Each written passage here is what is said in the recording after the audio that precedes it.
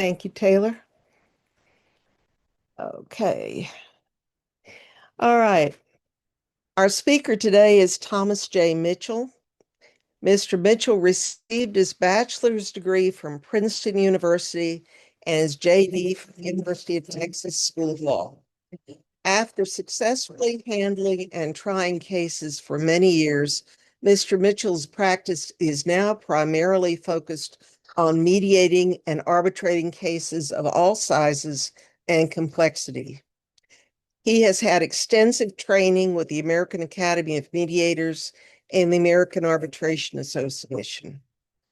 Mr. Mitchell has mediated over 5,000 cases with a settlement rate of 90%. That's incredible. Congratulations on that. And has arbitrated over 300 cases to final decision. Today, Mr. Mitchell will discuss evolving dispute resolution methods, including direct negotiation, mediation, and arbitration. In addition, he will compare mediation, arbitration, and jury trials, offering guidance on choosing the best approach to dispute resolution for clients with differing types of disputes and needs. As we go through the presentation today, if you have questions, if you please put them in the chat. And what we'll do is Mr. Mitchell has broken his presentation down into segments. When he finishes a segment, we'll see if there's any questions and go on from there. That'll help him keep time. Okay, thank you. Mr. Mitchell, you're on. I think you're muted right now.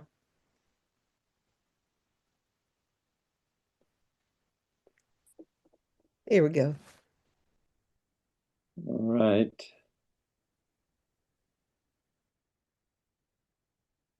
Let's see. I want to see the participants. Okay. Can everybody hear me all right? Very good. Well, again, thanks so much. I really appreciate this opportunity to visit with all of you and to share some thoughts about mediation and arbitration that I've come to understand over the last 30 years.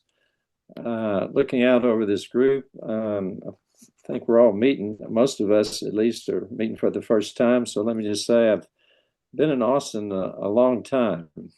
I grew up in Houston, but I arrived in Austin back in 1976 to attend law school. And while I was in law school in 1978, I started working as a law clerk for Wright and Greenhill. And then I began working full-time with them in 1979 when I graduated. And amazingly, I am still with the same law firm. I cannot believe I've been one place that long. We are primarily a litigation firm, originally specializing in insurance defense. And after spending a few decades in the courtroom, I started serving as a mediator and an arbitrator back around 1993. And then that work slowly increased until I had to give up my trial practice to serve full-time as a mediator and arbitrator. And currently it's about 80% mediation and 20% arbitration. It's civil litigation cases. I have done some family law in the past, but I consider that a specialty that is beyond me. So it's non-family law civil litigation cases on both mediation and arbitration. And I admit I'm a slow reader, but you just can't help but learn a few things if you do something over 30 years. And going back to the mid-1980s when mediation sort of began and has took off, it has increased exponentially over the decades. And as we know right now, it's sort of become a pretrial procedure. My dad, the reason I'm a lawyer is my dad practiced law for 55 years in Houston.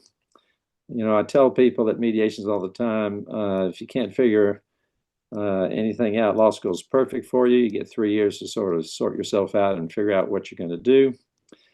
And so Dad graduated from UT back in 1951. He got a job in Houston and practiced there for the next 55 years. So that's why I was born in Houston. But Dad explained to me a whole lot of things. He says back in those early days, believe it or not, there was no legal advertising. Practice of law was considered a profession above advertising, and you got work through word of mouth, and it was very, very collegial. Weren't huge numbers of lawyers like we have today. And he explained that in those early days, with the collegial atmosphere, lawyers on both sides of the case would go to one's office or the other, have open discussions, bring their files with them, and talk about the pros and cons of taking it to trial and what the best interests of their clients were. And quite often they were able to reach settlement agreements. When I graduated from law school in 1979, the numbers of lawyers in the state had exploded. And while there's still a collegial atmosphere in smaller towns and cities in the litigation community, in the bigger cities, it was getting less and less collegial and much more adversarial. I don't know, for some of the older folks here, there was something called Rambo tactics that developed in those days, where gone were the days of handshakes and deals and trust, and everything had to be in writing. And advertising took off, entered the legal profession, and competition was ever more fierce for clients. And so in those days, when everything was hyper adversarial, more cases were going to trial, probably because of the heightened adversarial nature of things and less open communication between opposing counsel. But with the advent of mediation, that began to change. And, the adversarial system is a wonderful way of getting to the truth. You have two sides, and they're do battle in court in front of hopefully an unbiased jury, and the jury kind of figures things out.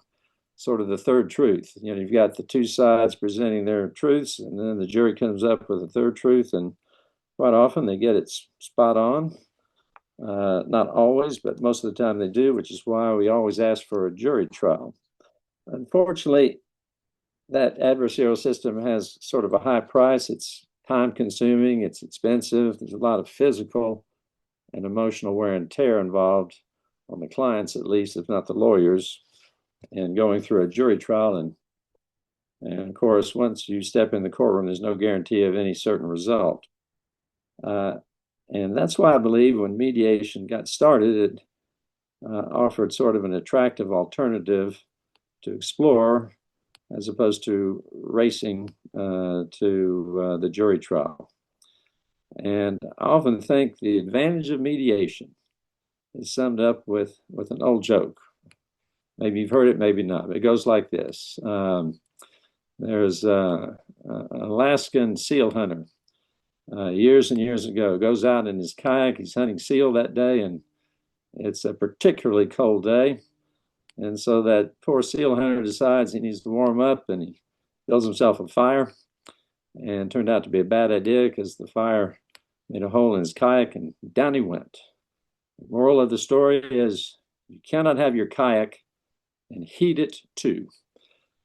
All right, I know you're muted, but I kind of sense a collective groan. That is kind of a bad joke.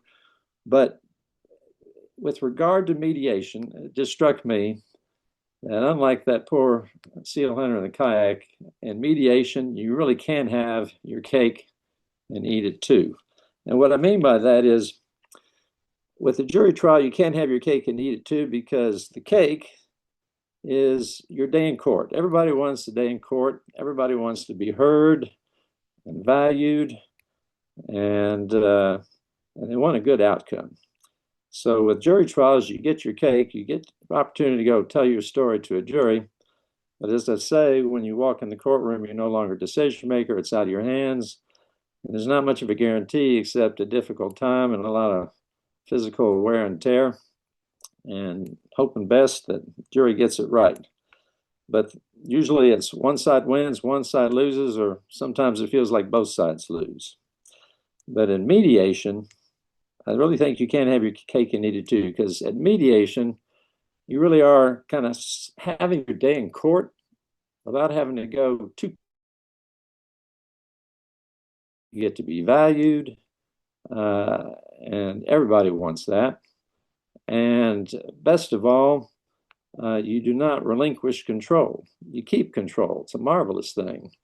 And I always tell folks at mediation that they should be the decision makers, because no matter how good the lawyers are in explaining things to a jury, the jury has not experienced what they have.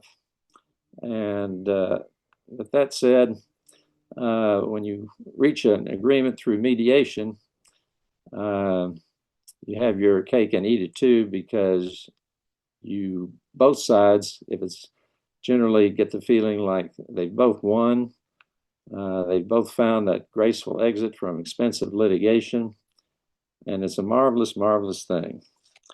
So anyhow, that's my thought about kayaks and having your cake and eat it too. But the whole point is that mediation is far, far more collaborative than adversarial. And that is a wonderful thing. And so, as I say, most of the time, both sides attending a mediation, I found they really are looking for what I call a graceful exit, closure with dignity and respect.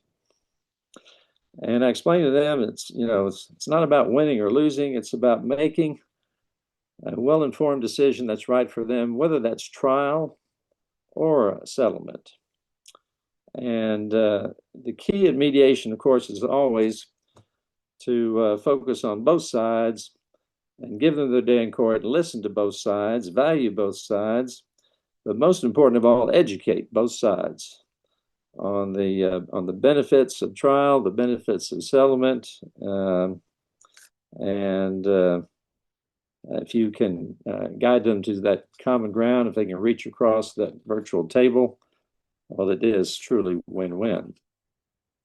And lawyers, I've found, want the same thing. Lawyers want happy clients at the end of the day. It sometimes happens after a courtroom battle, but rarely. It often happens after mediation. Of course, happy clients are good for business for both sides.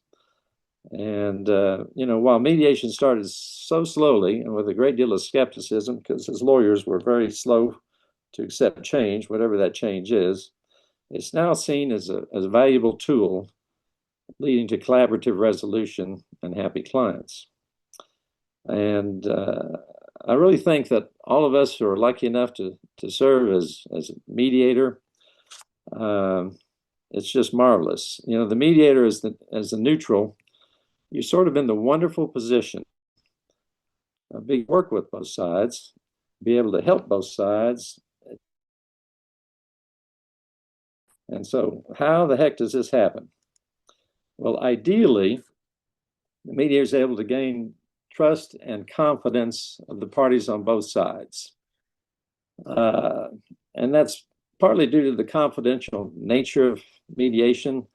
I explained to the parties that it's one of life's very, very few goof-proof procedures, because nobody's under oath or no video cameras recording anything. It can't be used at trial. We got a statute that says this is safe ground. And that confidentiality, often leads to, candid discussions in the private virtual rooms, as we've gone away from in-person mediations. I'd say 90+% of all mediations are virtual now. And it's that candid and open discussion that really helps.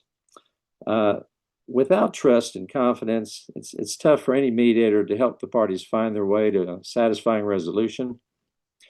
On occasion, the clients are reasonable when they show up at mediation, and just trading offer leads quickly to a fair settlement. But in my experience, that is somewhat rare. Most of the time, the lawyers and the clients are looking at two radically different cases, which is why they cannot reach a settlement on their own and why they're at mediation. And if all you're doing is carrying numbers back and forth, quite often trading offers leads to anger, frustration, and often to an impasse. And particularly in those cases where one side is expecting a large settlement, and for one reason or another, the other side didn't even bring a checkbook. Some cases do have to end up in court. But when both sides have trust and confidence in the mediator, it's often possible to find a way to thread the needle and reach a settlement agreement that both sides are good with and is slightly better than the alternative of an expensive trial with potential of years of appeal and no guarantee of success. So my dad explained it to me this way. When I was a young lawyer just out of law school, I was racing for the courthouse, racing. My dad, very successful attorney. I think all trial lawyers understand that when you're in a jury trial, it's sort of like a popularity contest in front of 12 strangers. If the jury falls in love with you and your client and hates the other side, it's going to be a great day. If the jury loves both sides, it's likely to be some sort of a compromise. But all trial lawyers, you win cases, but you don't win them all. Honestly, I don't remember my dad ever losing a jury trial. He lost some on appeal, but my theory is he was a spitting image of Andy Griffith. And most of America in the 1960s, 70s, even in the 80s, loved Andy Griffith, whether it was Andy of Mayberry or any of the other things Andy was involved in. So I knew coming out of law school, I'm not Andy Griffith, but I thought, heck, he can do it, me too. So racing for the courthouse. My first 3 trials were so god-awful, I called up Dad to complain about Travis County juries. And then he explained the facts that they don't often teach in law school. He said, son, write this down. I've already told you this 100 times. Pay attention. I said, go ahead, Dad. He said, well, I'm going to make you read it back to me over the phone because sometimes I think I'm buzzing noise to you. I said, go ahead, Dad. I'm really listening. This was landline days, by the way. And he said, number 1, if you ever find yourself in the courtroom on one of your lawsuits, son, what that means is something went horribly wrong. I said, what the heck are you talking about, Dad? He says, I'll tell you what I'm talking about. Out of 100 cases filed at the courthouse, son, 98 will some way, somehow find a resolution that makes sense to the clients. And only 2 statistically will end up in that jury trial. I said, Dad, that's crazy talk. I know I'm just out of school, but this is America. We believe in jury trials. I'm guessing out of 150 settle, 50 go to trial. He says, wrong. It's 98 that settle and 2 that go to trial. But write this down, son. It's always the same 2 cases. So it piqued my curiosity, and I said, do tell, Dad. He said, category 1. He said, Allstate insurance cases. I said, why Allstate? Well, he says, because Allstate will absolutely offer 0 sometimes in a rear-end collision case, the simplest case in the courthouse. And when your client is offered 0, that case goes to trial. And the other case is where they offer money, but it's the equivalent of 0. The only time a plaintiff should ever go to trial is if it's 0 or the equivalent of 0.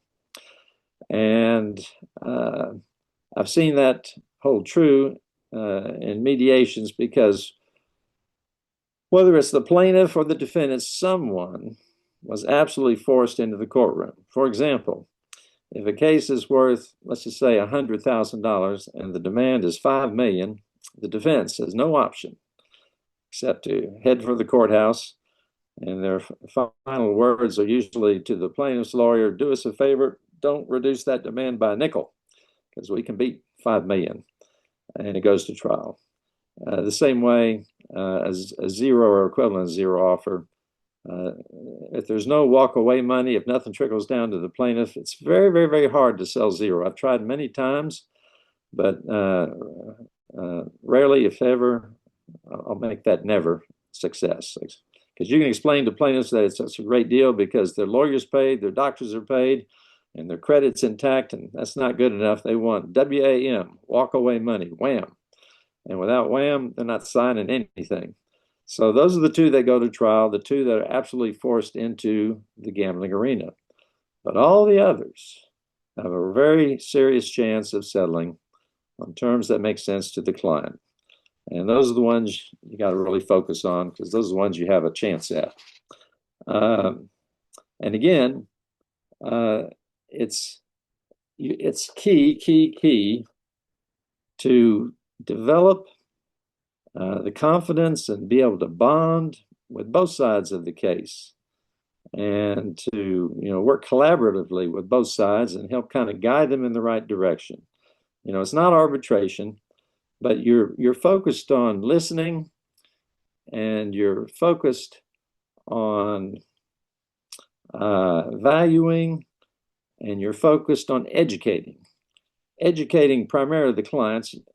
And lawyers on both sides often come to mediation looking for help with that education process, because it's easier for a mediator to provide that education and not risk issues with a client that sometimes a lawyer has if they have to explain some difficult concepts to them.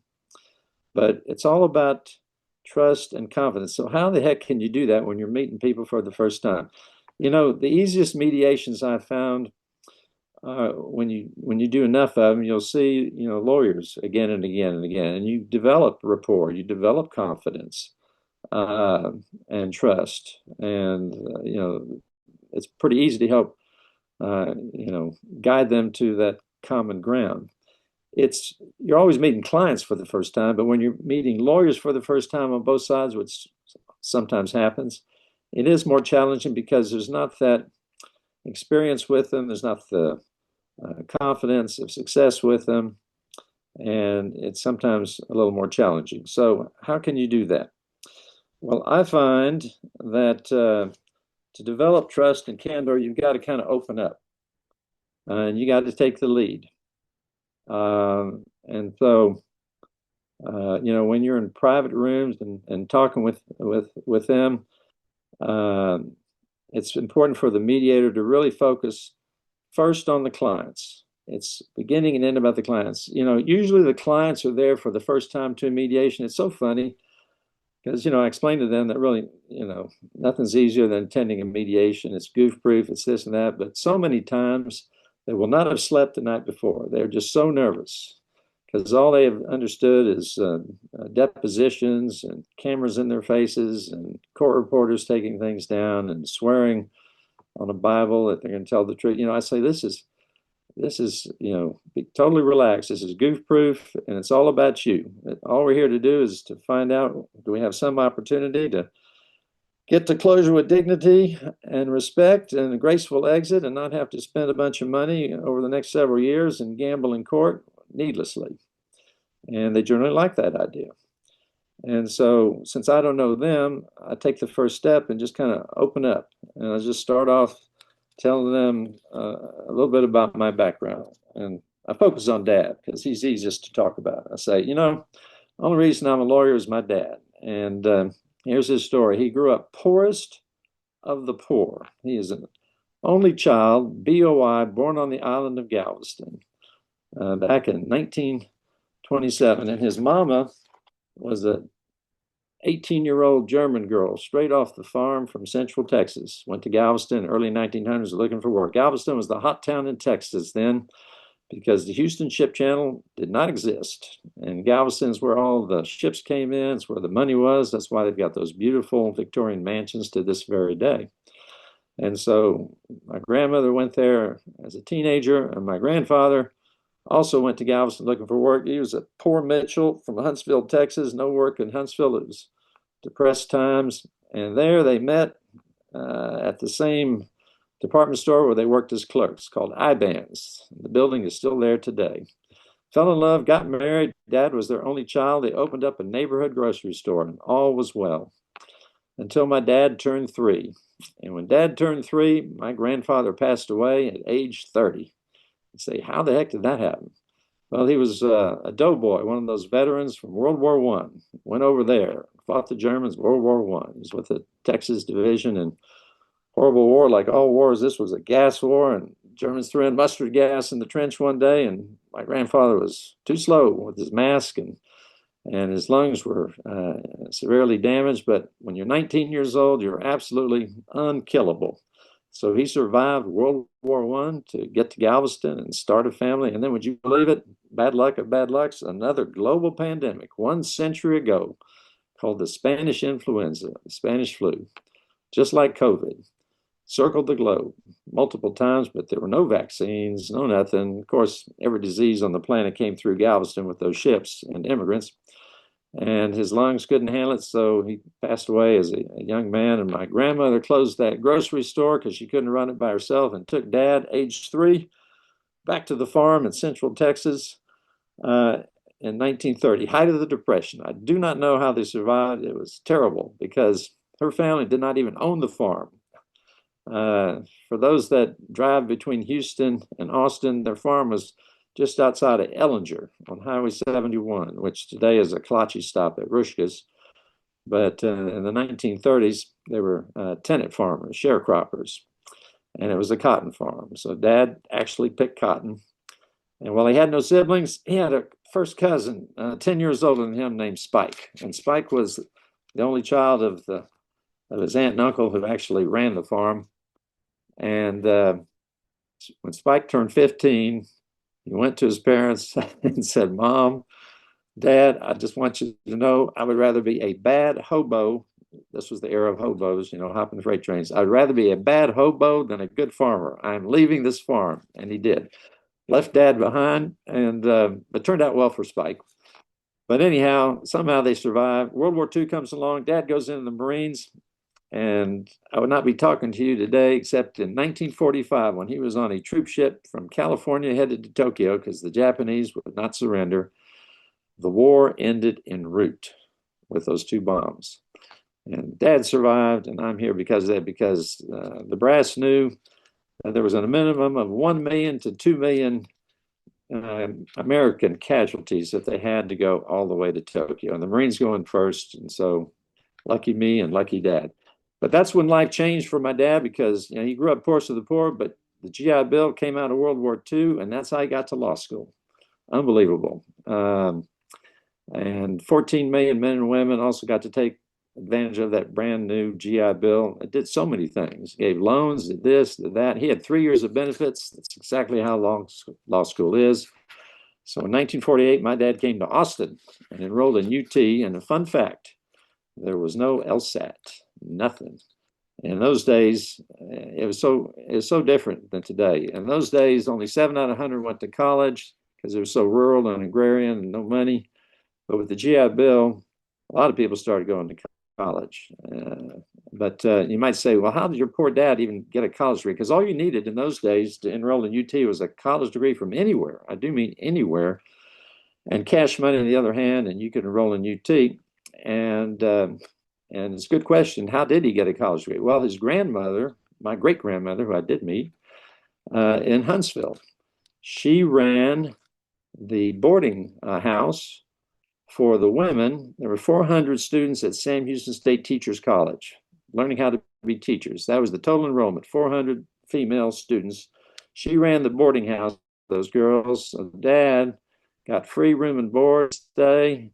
And it was $2 a semester for Sam Houston State Teachers College, which today, of course, is Sam Houston State University, but not 400, but I think it's like 15 to 20,000. Anyhow, UT Law accepted that state teachers college degree, and Dad got enrolled. And he was so excited because, want to make a living helping people and hopefully get out of abject poverty. Little did he know that plenty of lawyers are mired in abject poverty, but that's another story. Anyhow, first day of class, a very young Dean Keaton came out to address all these veterans. 1,100 of them signed up in 1948 for law school. And Dean Keaton came out and said, "Welcome, veterans. Thanks for your service. Pay attention. We've got a big problem. I want to explain it to you. So you're all currently enrolled in a very prestigious law school, but we have classroom space for no more than 500. And of course, you can see there are 1,100 of you here. So here's the plan. Pay attention. We're going to flunk over half of you knuckleheads out of this wonderful law school in just 2 weeks. Study hard. Good luck." And he walks off the stage. Poor Dad, he's freaking out. He does not have a plan B. This is plan A, B, C, D, Z. He's got to make it work. So what's the phrase? You run fastest when you run scared. He worked so hard. He actually made the cut. And then lo and behold, smarter than he realized. He made law review. And then he met a local girl, pretty as can be. Everything was going Dad's way. And it was such a great plan for UT, by the way. They kept all the government money. They collected it up front. And then they flunked over half of them out. And with that surplus, they could hire more law professors. And UT continued to grow. Tough on the ones that didn't make it, though. So anyhow, everything's going Dad's way. He's having a great time. And then he graduates, and then tragedy again. He couldn't get a job in Austin. You say, why the heck not? Law review and all that stuff. Well, it is truly hard to believe because they, as you all know, there's 2.4 million in the metro area. You can't move. I-35 is the parking lot. But in the 40s, it's like 66,000 residents. It was a big, overgrown country town with two employers, the state government and the University of Texas. And if you had family here for a generation or more, they could open up doors and you could get a job in Austin. But an only child from Galveston, law review schmarvy, he could not get a job, believe it or not. And it's kind of sad. He went to the girlfriend and said, honey, I'm so sorry I can't get a job here, but I don't have any connection. But great news, I got a job offer in Houston. What do you say? And according to Dad, she looked at him sincerely and said, Tommy, I like you so much. You are a great guy, but I love Austin. My family's here, too many friends here. I'm not moving to the swamps of Houston. So good luck in Houston. I promise to write you postcards. And she did. And Dad hitchhiked to Houston because he had no money, but he met Mom there. I'm their firstborn child. And I hot-footed it to Austin, as I told you before, in 1976. Been here ever since. I married the local girl.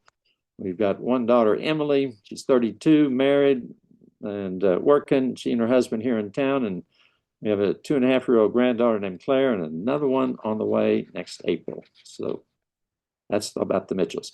Anyhow, if you open up, people kind of reflect. When you smile at someone, it's hard not to smile back. When you open up, a lot of the times, they'll open up right back and say, well, my dad or my granddad or someone was in the Marines or this or that and the other. And, you'll be amazed to find out how much in common you might have with clients, lawyers, and all of that helps. It just helps, particularly if you just stay focused on the fact that the mediation that they're attending is 100% about the client and nobody else.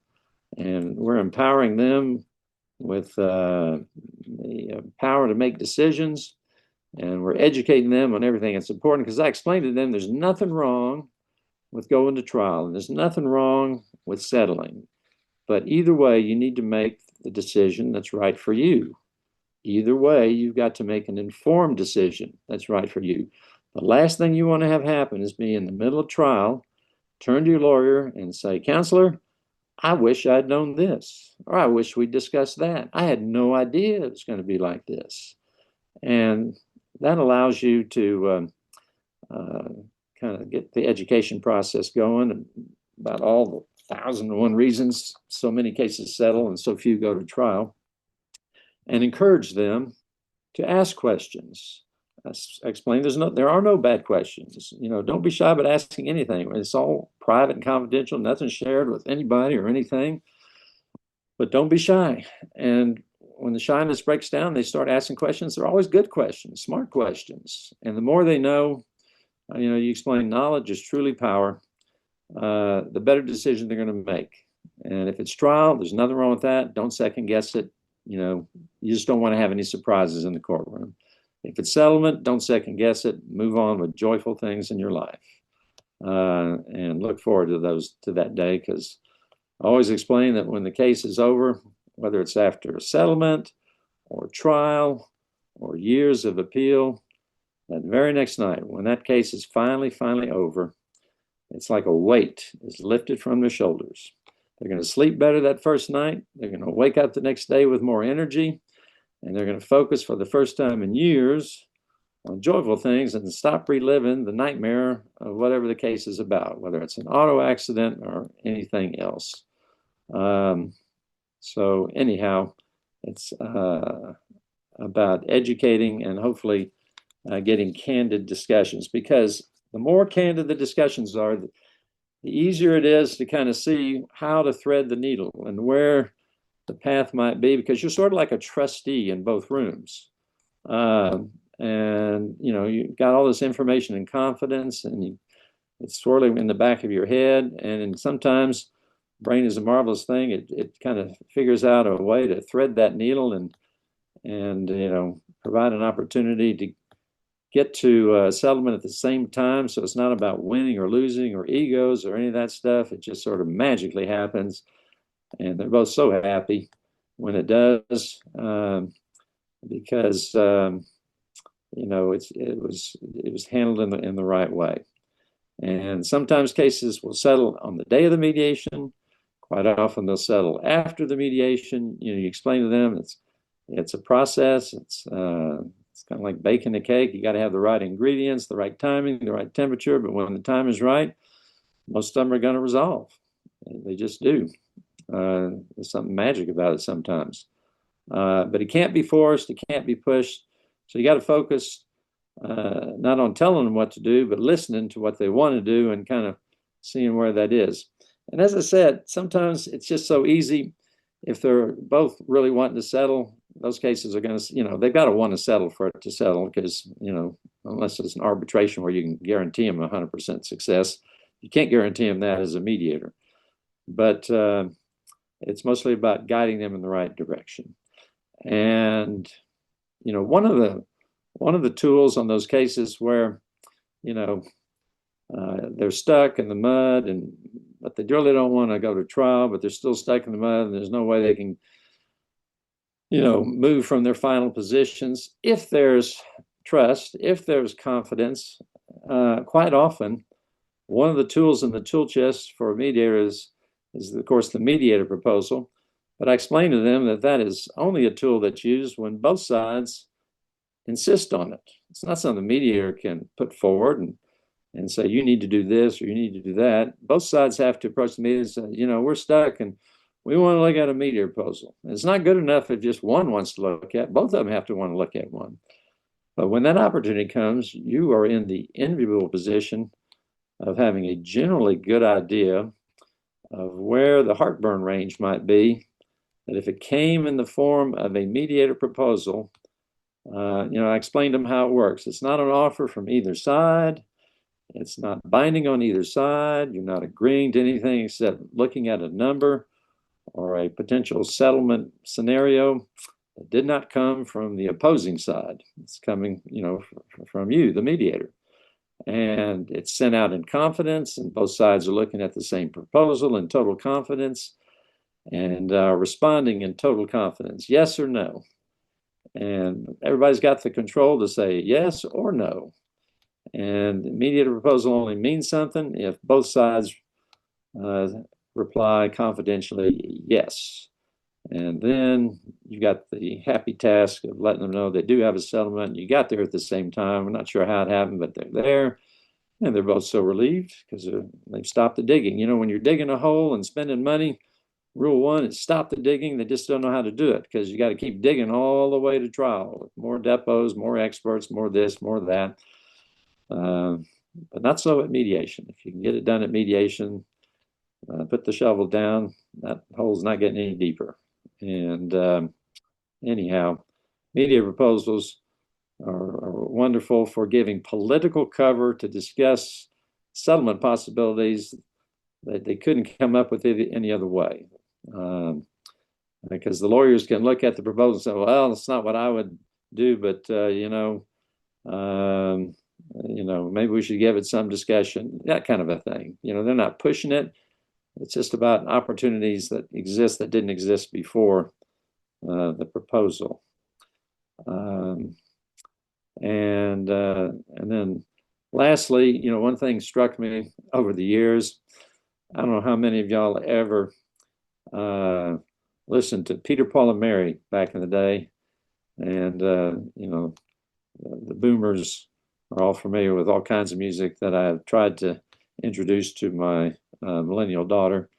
And while I controlled the car, she listened to a lot of it. Now that she controls the car, not so much anymore.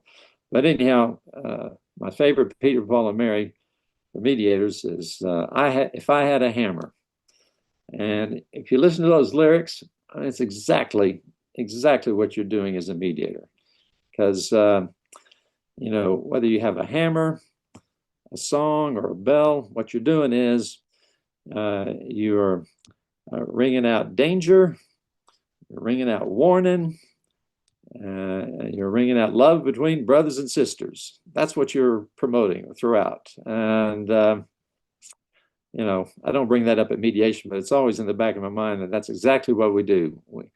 We're always talking about educating them on dangers and warnings and advantages of reaching across and finding that common ground and moving on and focus on people you love and care about.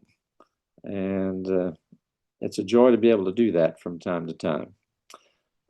So anyhow, those are my basic thoughts on mediation. Sorry, there's no PowerPoint, it's just me yakking. But let me break right now and see what questions you have at this point before we go on to another topic. We have a question from Molly.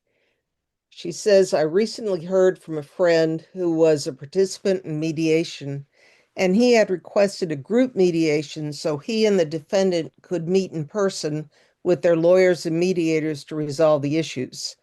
The lawyers, despite his request, required the parties to caucus.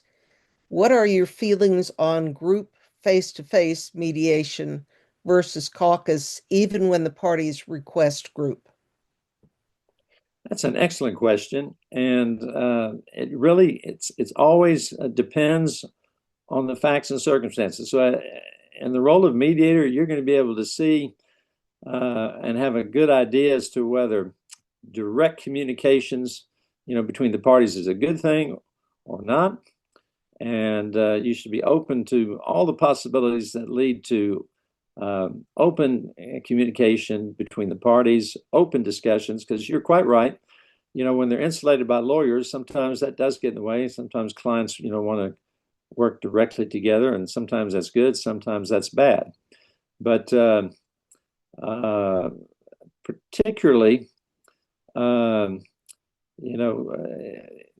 say right now, in-person mediations, for me at least, are probably in the 5 to 10% range. When you have everybody there in person, it's more intimate, and when you've got that person-to-person level, there are times when it does make sense to have the parties go in the rooms and just let them talk to each other a little bit and see what progress they can make that lawyers couldn't.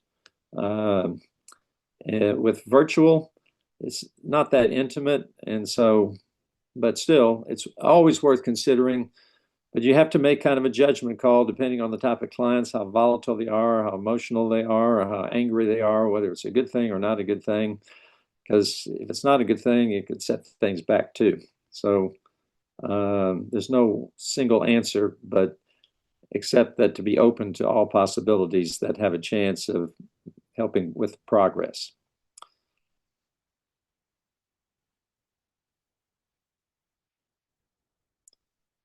Other questions about anything related to mediation?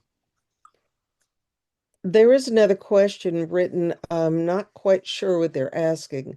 She says, I'm new to Austin and want to get involved with doing mediation at courts and volunteer to be of service. I assume she's asking if you have any suggestions for how she could get involved with mediations in Austin. Right, and it changes, year to year. In the early days, we would have settlement week at court where mediators could just volunteer and, pro bono, get assigned random cases. I don't know if they're still doing that or not. But kind of segueing into, how do you develop your mediation practice? The best way to do that is, you start out by making it clear via emails to every lawyer that you are trained and ready to go and are available to serve as a mediator, because it's it's a process that's very slow, and you've got to be super patient because it's just like a small snowball rolling down a snowy hill. It'll be a while before you get your first mediation. And the catch-22 with mediation is, generally speaking, mediation business is sort of lawyer-driven. And lawyers, it's like restaurants. You have your 5 favorite restaurants. So you get, a bunch of lawyers going out to lunch. Where do you want to go? And I want to go to this restaurant. I want to go to that restaurant. And someone says, I hate that restaurant. I had food poisoning there. I'm never going to go to that restaurant. You got to find the lowest common denominator. And they pick that restaurant or that mediator because they had a good experience and they like another good experience. And so you have to do the work to get the work. You can't get the work unless you've done the work. So that's why it's so slow.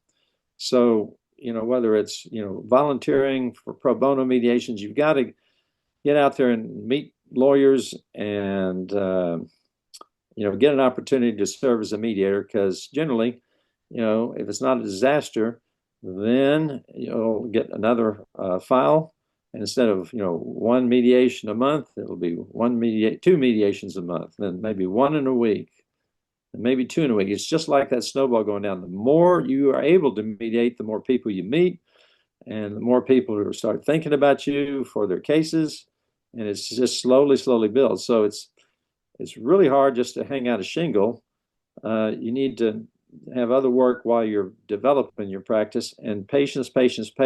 It will be rewarded, and it will eventually increase, but it's slow to start. And I just preach patience, because it's worth the effort. It's worth the the time and energy you're spending in it, because once you can build that practice, you'll find it very satisfying and a nice alternative than adversarial, duking it out in court as a lawyer. Other questions? Well, there's a comment from the audience saying that there's also volunteering at the Austin Dispute Resolution Center, which a lot of us have done. And that is one way to have lawyers see you and also to get some experience under your belt. Okay, I don't see any other questions. You want to go? All right. Let's go on to arbitration and some thoughts on that. So, here it is. Arbitration is also adversarial, but it's very different from jury trial cases. So there are basically 2 types of arbitrations.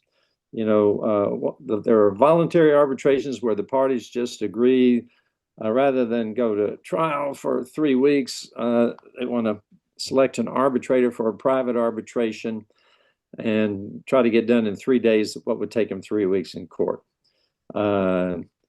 And if they can agree on an arbitrator, they think there's a less level of risk of disaster, one way or the other, of gambling in court with the jury.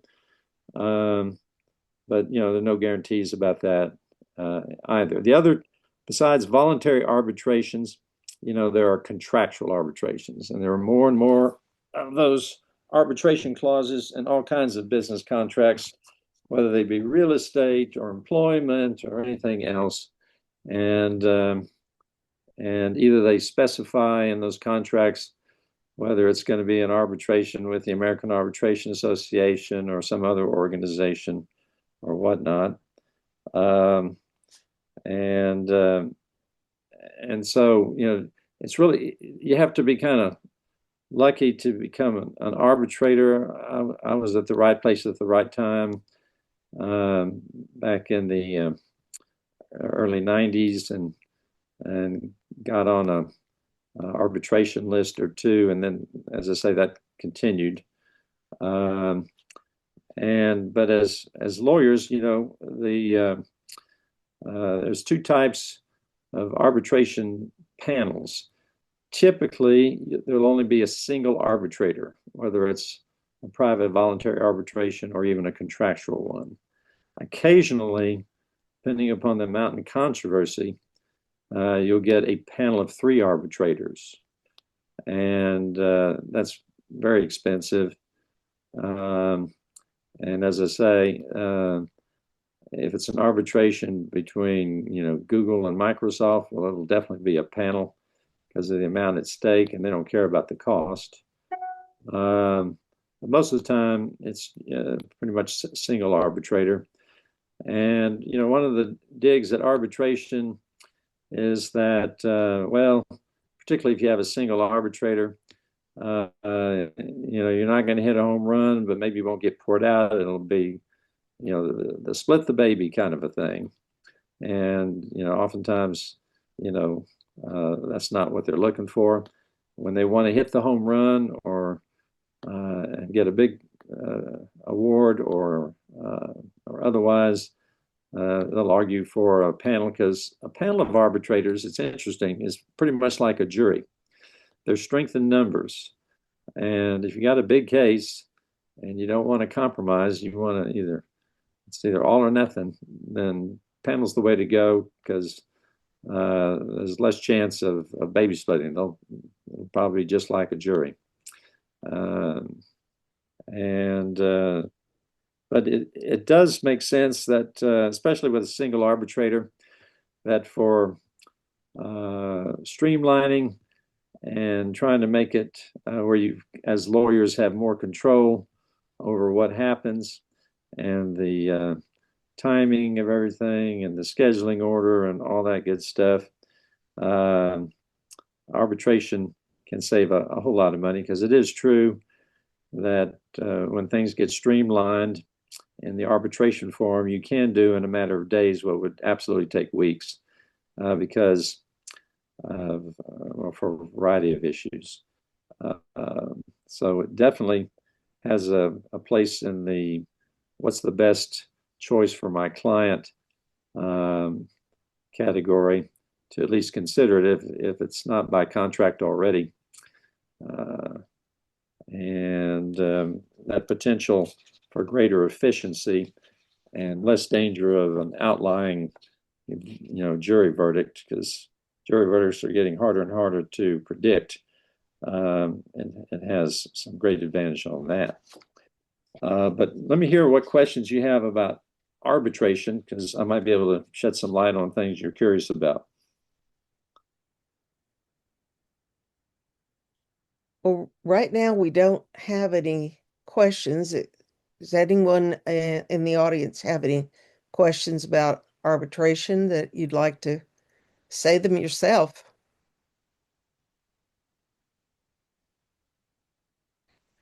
Paul Turner has asked, do you need particular expertise on the topic of the arbitration? Good question. And the answer is, of course, it helps to have that expertise. And as a panel member with the American Arbitration Association, I'm on their commercial panel and their employment panel. And so when lawyers are looking for an arbitrator, whether it's through AAA or through private, they will inquire, if it's not in your resume already, what experience you have with a particular type of case. And that's the other thing about arbitration. You're not actually picking your jury, but at least you can get an arbitrator that has experience with, say, employment cases, non-subscriber cases, patent cases, AI stuff, and generally speaking,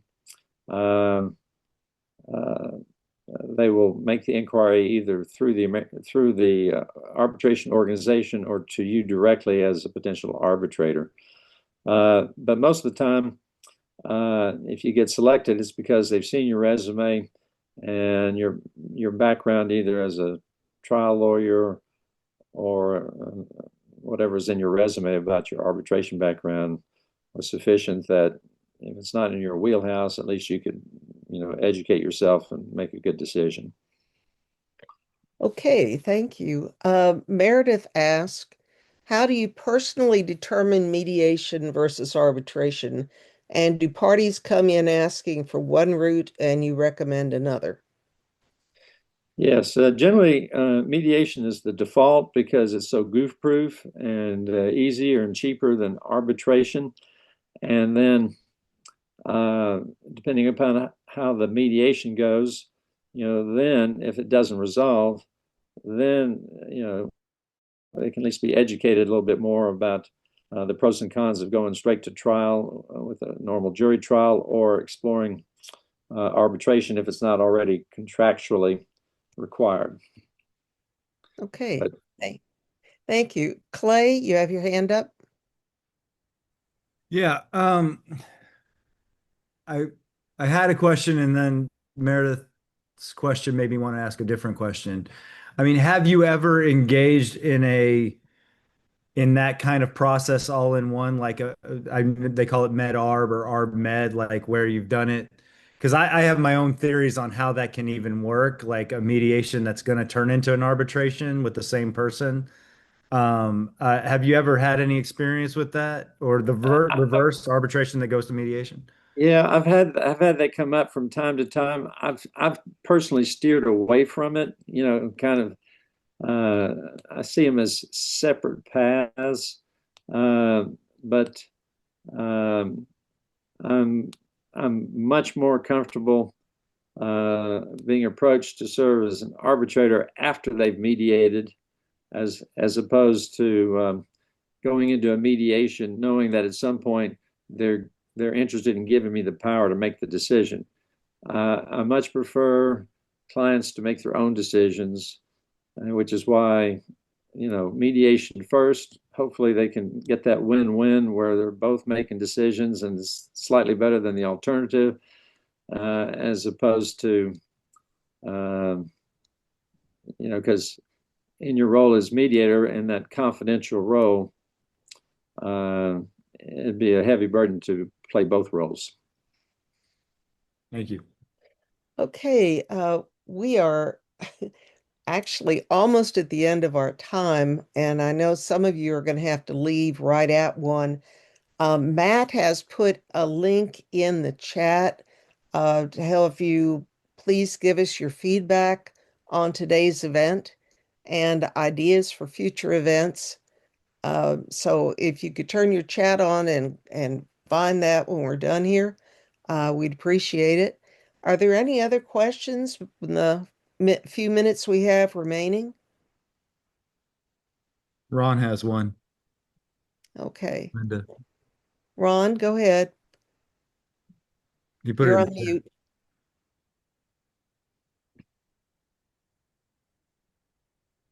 There you go. Yes, I was wondering about the time commitment for both the preparation and the actual session. Could you compare the mediation versus the arbitration?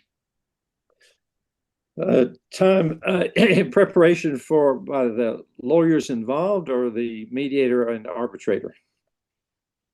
The mediator and the and or arbitrator. Yes. So preparation for the mediation is can be significant because I always request information from the parties, and sometimes they'll send me a one-page summary. Sometimes it'll be a 50-page summary, depending upon the issues involved. So the more you understand about everything before the mediation begins, the better questions you'll be able to ask and have a better idea of what to focus on.